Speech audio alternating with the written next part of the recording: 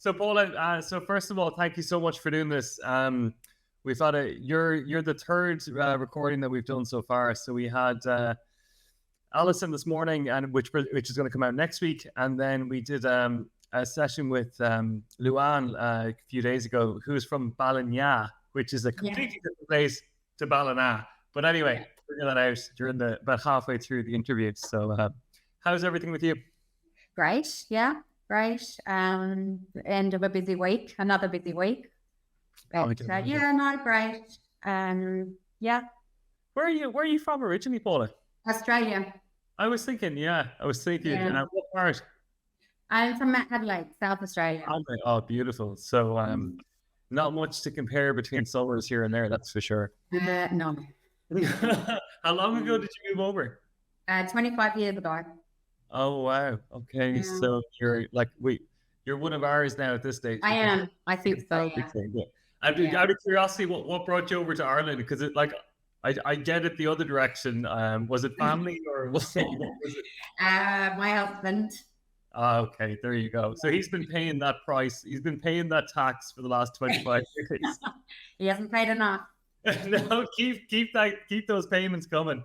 But so Paul, look, thank you. It's a Friday afternoon. You've had a long week, and I thought we might just catch up, just for a general chat about practice management. So feedback from the people that have viewed one or two of these already is that they've been quite useful, partly because the role of PM is kind of isolating, like for a lot of people, and it's a profession really that's grown over the last couple of years. So it's nice for people to see that actually there's more than just them struggling with issues in practice. So thanks for taking the time to do it. Just by way of background first, so Paula, so you're based in Balina, you're a practice manager there. How long have you been based in the practice for? Well, I suppose I worked with the Atlantic Medical Centre for 3 years, and I had never worked in any general practice I had never had any experience in this. I worked in as a sales administrator before I was here. I also worked for a construction company on site. So that was back in Adelaide, Paul, or is that? That was here. Actually, I'm a primary school teacher by trade. Okay. I came to Ireland. I couldn't teach, obviously, because I don't have Irish. Well, being a primary school teacher is probably quite handy for managing GPs, right? I'll pay for that one later on. But so good. So that was your primary training in Adelaide, and then you came over and you worked in a variety of different businesses before you kind of found yourself in primary care.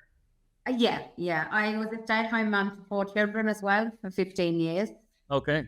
And I went back to work then. I went working with a company that was primarily, it was a sales position, sales administration. When COVID hit, I was made redundant, which I suppose kind of threw me.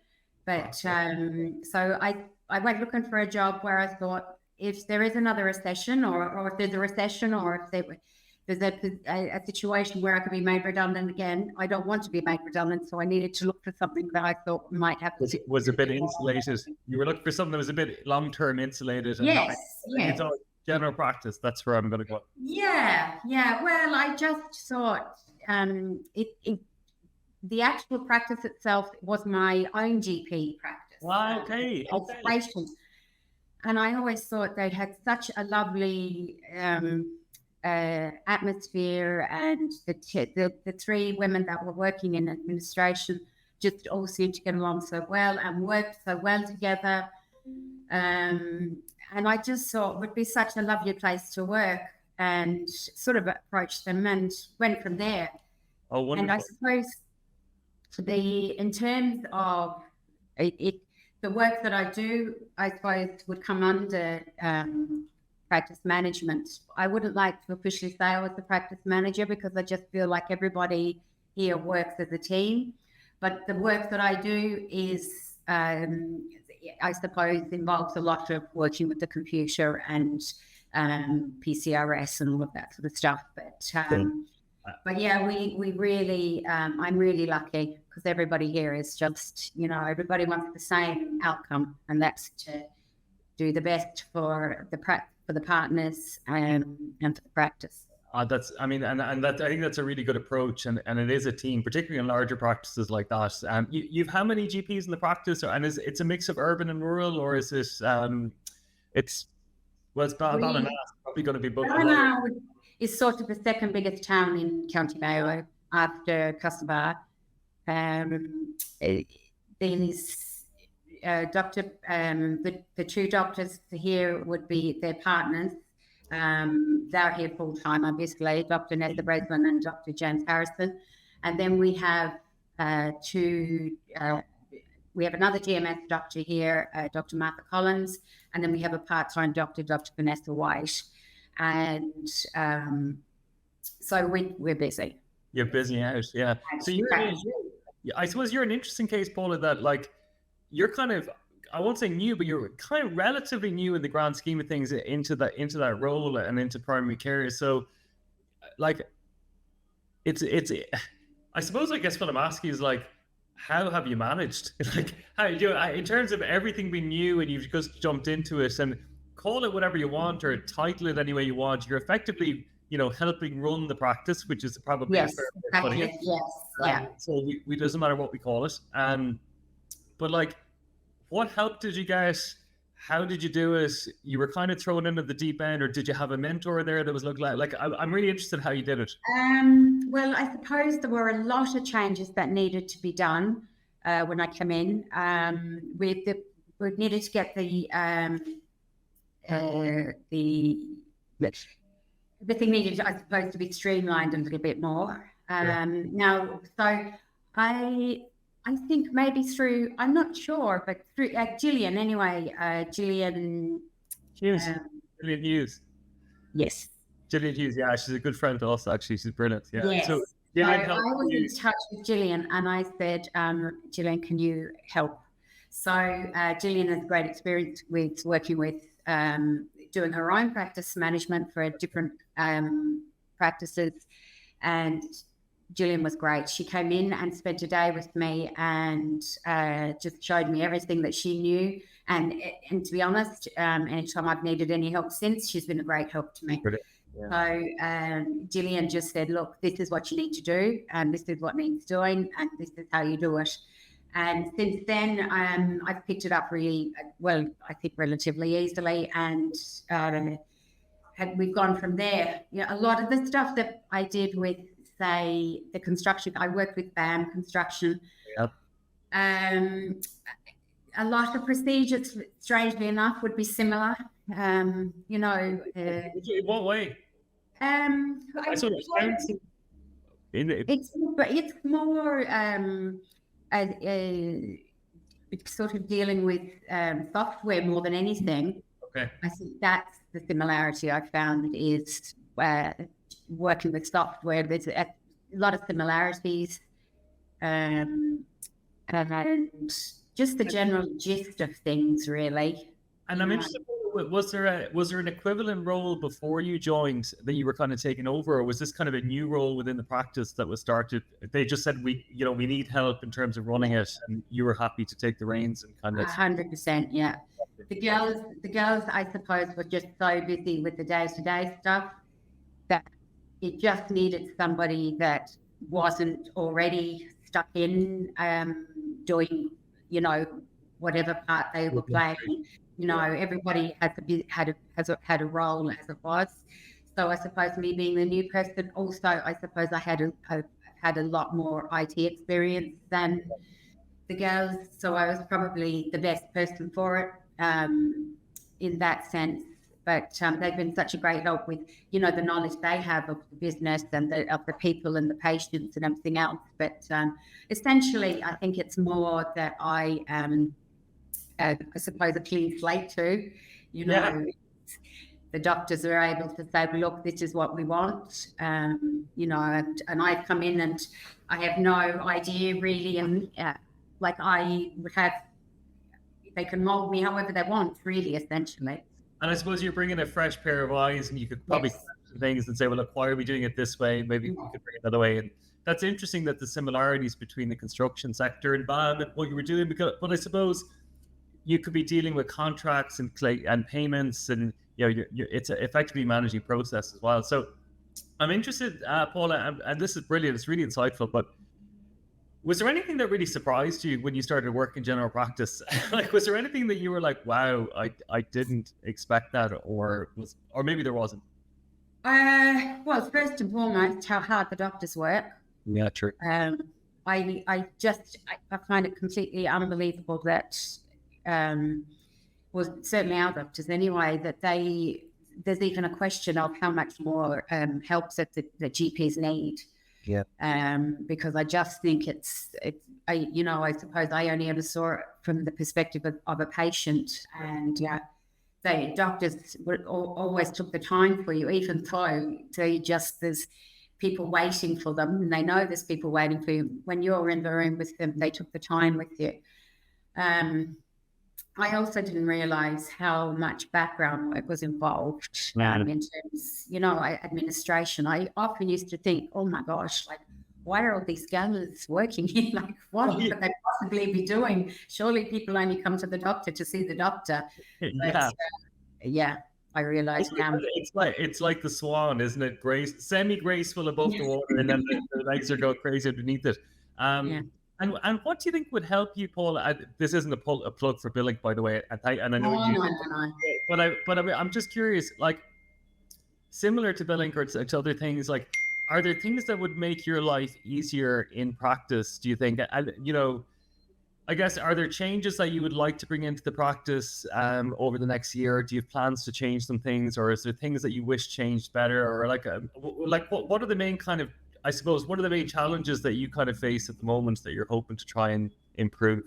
I think, like, would be in an ideal situation, it would be great if we could kind of streamline the process of booking patients in. Now, I know that you have with this PIPO, I just feel like there seems to be a lot of separate elements within Socrates, which is what we use.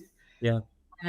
But if there was some kind of an app that could be created for patients to use, where they could be making their appointments, where they could send a request for their X-ray results or their blood results. Yeah. The doctors are able to, that obviously through us, through the admin staff, that they can communicate that way. And just, I don't know, I just feel like to me, that seems to be the way it'll probably go anyway, because everybody's using apps. Now, obviously, there's a lot of older patients, so we have to bear in mind that this is a big part of what we do is going to have to remain reasonably, user-friendly in terms of they want to be able to walk in the door and pay the bill. Sure. But I certainly think that BillLink is a great help. But I know. I'm not getting any. There's no endorsement. There's no brown envelope on the way to Paula for it. No, but appreciate that. Can I ask you what? Is the hope then that, let's say PIPO gets better, or let's say another app comes in, but like the idea of a patient-centered where they self-serve, would your hope then be by allowing patients to self-serve, it pulls the pressure off the front desk, it reduces the phone call? That's where your hope goes. Like, is that what look, I guess it's a leading question. I feel that the biggest stress point for a practice is on the phone lines and on the front desk. And if you can pull the pressure out of that, it releases time for the rest of the administration. Is that fair to say? Definitely. And I also think that I think it would free up the admin staff to be, because I mean, I'm fortunate. I have a space that I can come up to upstairs here. I'm on my own, but until recently, I didn't have that. Probably a couple of months ago, James and Nesta said, "Look, we need to put you somewhere that you can get away from the phones," because that's how it is with phones. They never stop. And the girls are, everybody's trying to do their bits and picking up, answering the phone. every 2 minutes. And I think that mistakes can easily be made in those situations as well, you know. So I absolutely think it needs to be taken, the pressure needs to be taken off the front. It sounds as well, and it's funny because I was chatting to Alison earlier, and she was basically explaining how a practice manager and the person that manages the practice has to kind of jump in from time to time. Like if the phones are super busy, you kind of jump in. If there's a complaint to the desk, you jump in. And you raise a really valid point that now, not everybody has the space to do this in practice, and it's not an ideal world, but like that protected time for you to be able to effectively hide away, to get your head down and get some admin done, is probably something that every practice should try and accommodate some way, whether it's a bit of remote time to get the head down or in a back room or something else, or a practice manager's office or something, because it sounds like it's nearly impossible to do that kind of stuff at the front desk because you get pulled everywhere. Yeah. Oh, well, now we have a back room. So we've one lady at the front, and then the rest of us are. But even so, the phones are always ringing at the back. You know, it's essentially the same thing. You know, it's you know what, general practice would be an amazing gig if it wasn't for all the patients, right? If it wasn't. No, we're very lucky. We have great patients generally. You know, like but yeah, I mean, it can be very stressful. Particularly say on a Friday evening when people start ringing and panicking because it's weekend and they want prescriptions. Exactly. Yeah. You know, but no, I just think that it, and also another thing I think is the billing serve. I know. Oh, yes. Yeah. Yeah. So one of the things that I've been trying to chase up in the last couple of months is at the moment we are filling in our insurance forms for our patients and lodging them. So having a minor procedure here, we're filling them in and sending them off and claiming it. And it is so time consuming. And I think that if there had been, I contacted the insurance companies to see was there any way that we could do that, you know, that it could be better managed, that we could literally just do it from, say, Socrates. And there wasn't. And it surprised me. So until now, Paula, until September. And then this building serve came up, which was great because I just thought, gosh, somebody was listening to me. But yeah, the thing is that even I know, like, people should be putting their own claims in and whatever. But I think we do have a lot of elderly patients, and I just don't see them going on an app and putting their claims in for their procedures. And, you know, I think so. Yeah. Yes, I really hope it works. I hope it. You know what, Paula? It's 100% going to work. And thanks for highlighting it, because I think both on the patient side, with being them able to make their claims themselves, and on the GP side, for them to be able to submit claims, it's really, really time consuming. And it should just be click, submit, signature, digital signature, in it goes. So we'll have something really cool for you in September. But and thank you for that. I can't believe, like, we're almost 20 minutes. I could talk to you for ages. I suppose what I wanted to leave it with, Paula, is I think the practice manager role is very challenging, but it sounds like it's quite rewarding. Would you have any advice for people in an administrative role in a practice that are maybe, whatever we call it, let's just call it a practice manager, because that's kind of But let's call it. But like, would you have any advice for someone who's interested in stepping into that role, or maybe even someone who's not in primary care, who's maybe thinking about stepping across into primary care to this role? What would you say to them? I would say 100% do it. Okay. But I think people feel intimidated by the notion of manager. I think that's, you know, and I think when that word is used, I think people feel like, oh my gosh, there's a lot of responsibility. Gotcha. It is a lot of responsibility, but I think it can get a little bit boring too when you're in administration. And sometimes I think if you've been doing it a long time, you already know how to be do the practice manager's job. You just don't know you do. Yeah. And I just think it's a challenge, and it's exciting trying to find money and trying to find,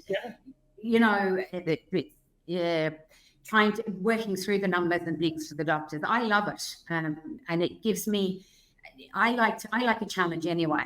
I would think I would crack up if I was doing the same thing every day. So absolutely, if somebody is looking for a job that there are challenges, every day there's a challenge, and don't be intimidated by it, because it really isn't, it's not overly, yes, it's difficult, but it's not overly difficult.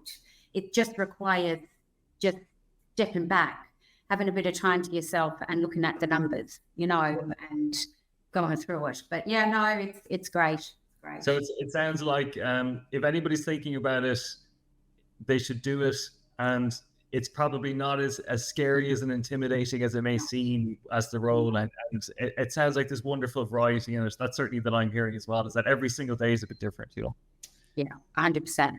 Yeah. Paula, thanks so much for the time. You're very, very gracious to take the time on a Friday evening. I hope you have a wonderful weekend. I hope the summer picks up for the last week or two in August. I hope you get a bit of a proper summer over the next 2 weeks there to enjoy. Thanks again for your time, Paul. Yeah, thanks a million, Sean. Take care. Bye. Bye-bye.